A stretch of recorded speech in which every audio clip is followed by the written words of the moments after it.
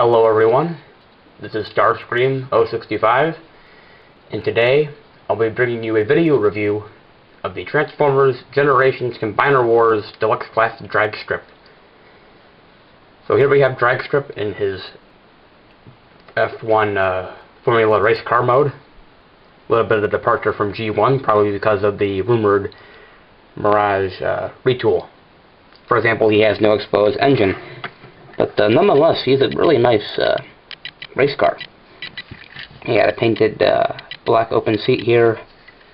You got the you have some silver suspension here, as well as back here on the back wheels.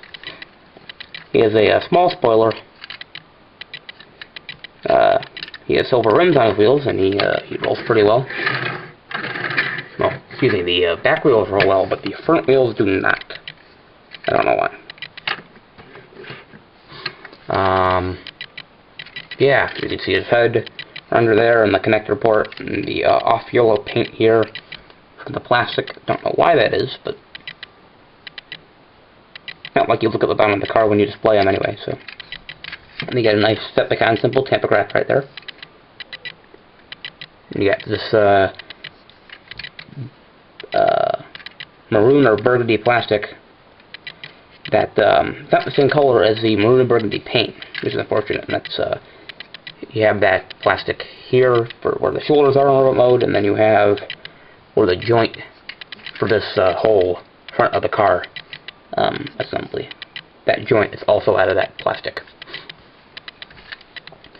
So yeah, as far as accessories go, he just has this collector's card. Not that we all care about those, but the artwork's pretty nice, and I was able to make the foot handpiece into a stand, like so. So it's not just laying in a bin or something. Set the car off to the side, but yes, here we have the hand foot piece, so get more into its different modes later, but yes, here's this foot mode, and you can bring this bit here forward. There's a slot here and a peg right here, which can be used as a gun in remote mode via this 5mm port right there. But in this mode, it has a variety of options. It can sit here on the side of the race car, as long as it doesn't pop out first. But it kind of offsets the race car off to one side and doesn't set down on all wheels. You could conceivably peg it in back here, which would also offset the back of the race car. Or, as I actually recently discovered, you have a 5mm port right here, beneath the guns here, and you have a 5mm port right here for transformation, and you can peg the foot right there, and gives Dragstrip some guns in this mode and provides some more ample storage. So it looks pretty neat. Look at what happened in Generation 1, you just pegged it to the top of the vehicle mode. But yeah, that's neat. Then you have his sword slash gun, if you want to hold it via this port here. Just purple plastic, but it's nice looking. And you have the same options as far as storage goes, aside from the top there, but there's no 5mm port, they're just posts. You can plug it in. Well, for some reason it does not like to go in via this port here, but via the actual hilt of the sword, you peg it in like so, or you can peg it in like so back here, so that you can slice the cars as he backs into them. I don't know. Or you can take the gun handle and kind of just angle it like so, which does not offset the back of the car any. It's all kind of goofy. So, not really any good places for this, but you have options for the foot piece. So we'll transform Dragstrip into a split mode first, as these new figures are Scramble City. So to start, all you really got to do is take this assembly here in the front of the car, bring it up, push the head back down against the combiner port, Then you're going to rotate it. Well, yeah, you're going to bring it up like so. Rotate it 360 degrees. No, that's already 180 degrees. And then you have a port right here. Port right here. Post there. And we'll peg the front of the dragster into the top of the dragster. Bring the head forward like so, and then take the combiner port, and bring it up on the nice ratchet joint, and then take the foot, and with that post there, plug it in, and there you got Dragstrip in his foot mode, which is pretty cool. As far as the joint up here goes, it can go forwards and backwards. Actually, it cannot go forwards. It will stop. It won't ratchet fully. And then you have a ratchet to rotate the leg, like so, which is cool. Now, when you combine him to any of the torsos, like Silver Bolt, for example, with the rest of the aerial bots, he's not the same height as the aerial bots. I don't have Silver Bolt to show you this, but you can take this entire back assembly here and you're gonna bring it up like so, and peg it, and then you have the action of the second port there, which will make him the same height as the other aerial bots, so that he can be in a foot mode on Superion. Not the Dragstrip was ever meant to do that. So yeah, that's leg mode. Both leg modes. Now we'll take him into arm mode. You're going to just bring this piece back down. If you're quite nervous, it's quite tight. Let's see. Yeah, so you're going to take the port there, rotate it down, so it's at a 90-degree angle.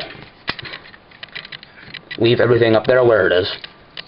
Then you're going to take the arms and unpeg them, and then bring them up like so for now.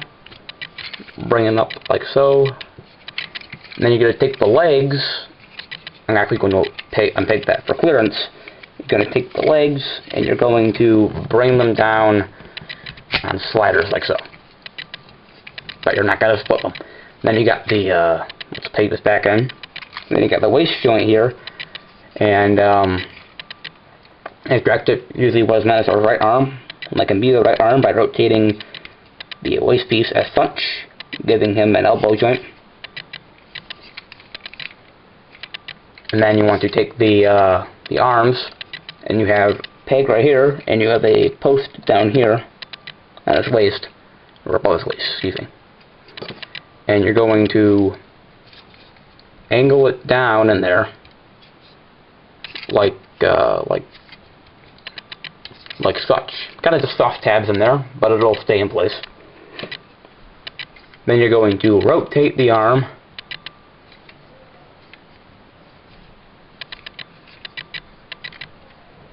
Just a moment, I did not do this right.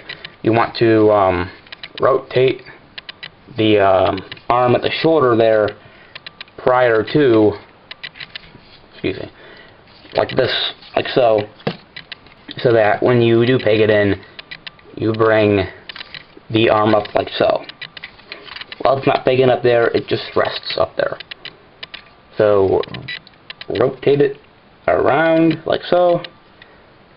Rotate the bicep.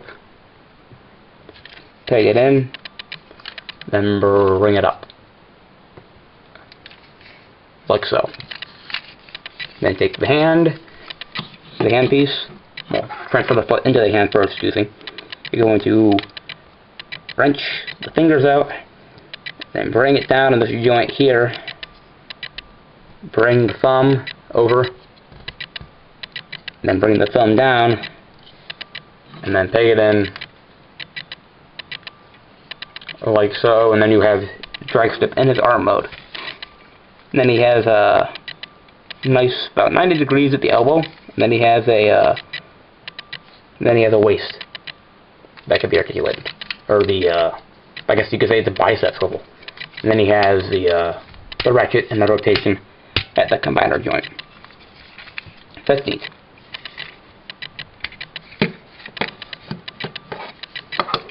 So try to set him down in a good way. Take this and just convert it back.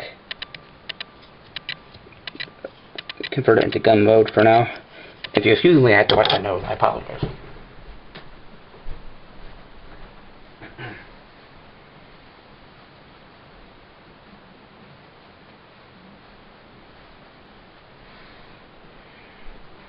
As much as I love to pause the camera, I do not know how.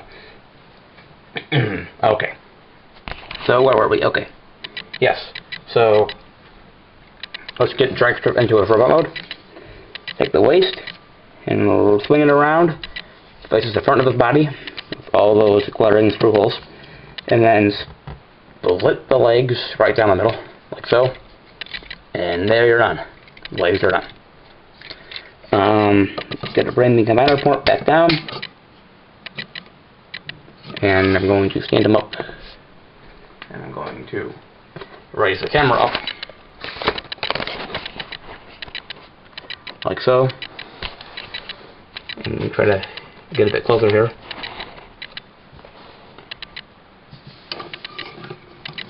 And then take the arms here, straighten them out, unpeg them, rotate them properly, and then bring them down. Now be careful that when you bring this shoulder back, you don't catch it on the wheel. If I could see that snapping this off. Although the plastic you used on these new figures is really good. Unpeg the other shoulder, bring it up, being careful not to catch it on the wheel. Like so. Rotate the elbow around. Bring the elbow up. Now you have options as to where you want the elbows placed. Personally, I like the these pieces here to be lined up with the like the perpendicular before this starts to curve up. That was incredibly non-script, I apologize. Anyhow, take the hands and bring them out like so. Take the hand, bring it out like so. Stand them up. Kind of hard if he has no heels.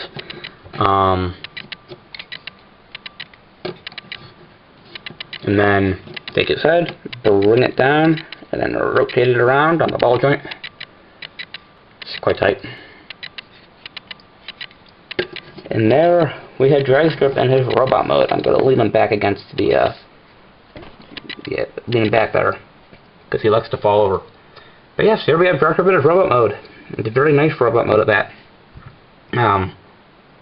It's reminiscent of G1. He has the combiner port on his chest, kind of like the original toy had the exposed engine block in Dragster mode on his chest, which is cool. Maybe it's a coincidence because of how Hasbro is doing the combiner war figure for the combiner ports on the chests. But yeah, I don't know. He looks cool. For articulation, he has a ball jointed head, as you saw when I rotated it around, and you have this neck joint here, if you so choose to use it. Then he has ball jointed shoulders, and you can also rotate it in and out, excuse me. Then you have rotation at the bicep. Then you have a little more than 90 degrees at the elbow.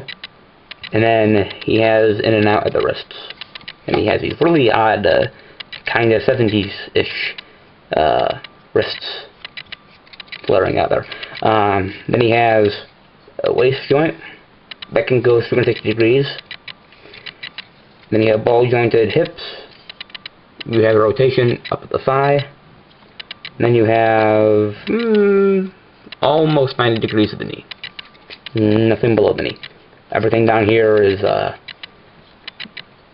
solid. No heel spur, unfortunately, so it's hard for him to stand. I guess conceivably, if you wanted to, you could bring this piece up to give him extra foot articulation if he's running or something. I don't know. But you do have that option. I gotta peg this back in. I apologize. It's not the easiest thing to do in the world. Okay. So yeah, he has some pretty nice articulation in this mode. Unfortunately, there are some weird paint applications on him. like the his thighs here, his lower thighs, are painted burgundy because it was yellow plastic used. You can kind of see inside there. Whereas on the backs of his legs here, these are painted yellow because this plastic was burgundy. And I don't understand how it worked out that way. It looks like these are two pieces. The legs are two pieces because of the whole track thing and this bit here. But that's interesting. Just all yellow there. And it's off yellow too. It's not the same yellow. Kind of reminds me of the Robots in Disguise Prime Bumblebee Deluxe figure. Doesn't track from the figure. It's not like you look at it from the back anyway, but it kind of tracks in especially in R mode. Again, for his weapons, he has the foot handpiece, which can be held in his hand as a gun, if you so choose. There's the fingers right there. It'd be nice if it was actually on this side. It might actually look a little bit better. But then that'd throw everything else out of whack for combine mode. You can also peg it on his arm as a shield, although for some reason it does not like to peg into these holes. So I'm not going to try. Don't want to bust anything. So put that off to the side for now and bump the camera at the same time. And then he has, again, his gun or sword, which as far as the gun goes, just pegs into his wrist, like so, and it actually angles up so that it does look feasibly like a gun. I thought originally when I saw him that post, because how it was angled, would make the gun look really odd in his hand. Although it doesn't really look like a gun, it looks like a sword being held as a gun. Kind of reminds me of what Cade used in Age of Extinction, that gun sword thing he had. Anyhow, it can also be held using it as a sword. That's what it's meant to be. Yes, all the Decepticons have sword weapons. Like Off-Road, the new Wild Rider, has an axe. So yeah, that looks pretty cool in his hand, like so. He looks good with it. It'd just be nice if he had heel spurs though, because he's not the easiest to stand. I think he'd have some really, really nice poses if he just stand better.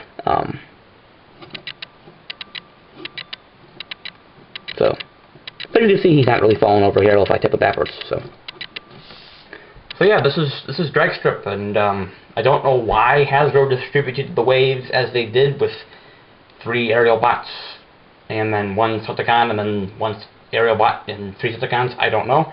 I'm looking forward to getting the other Decepticons. I think this line is really promising. I really like the quality on this figure. I think the plastic feels good, if I didn't already mention that. I'm really pleased. I know that since after Toy Fair the price is going up to $16.99 a figure.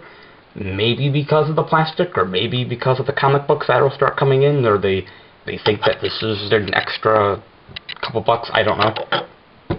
But yeah, I think it's worth it. But I remember the days when Deluxes were $10 back when stuff was Cybertron, and those Deluxes were bigger too, and brickier too, granted. But anyhow, this has been the video review for the Transformers Generations Combiner Wars Deluxe Class Dragstrip. This has been Stars from 165. Thank you for watching, and take care.